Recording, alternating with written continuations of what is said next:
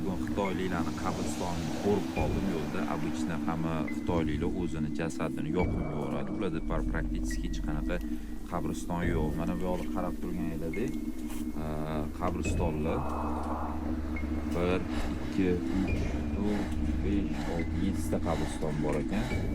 Обычно mandarin yoki qanaqadir alkogol olib kelib qo'yib qo'yishadi qabristonni oldiga. Mana o'zim kutmagandim bu holatda. Chunki xitoyliklar kamdan kam holatda qabristonga o'z jasadini qo'yishadi. Hammasi обычно o'z jasadini yoqib yuboradi. Men bugun shu narsani ko'rdim.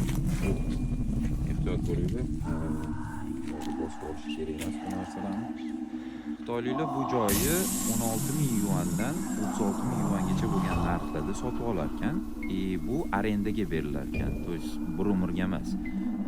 Bu arendaga berilgandan keyin har o'sha 20 yilda bir kelib yoki pul to'lanadi yoki bo'lmasam arenda to'xtatiladi. Bu joy boshqa odamga beriladi.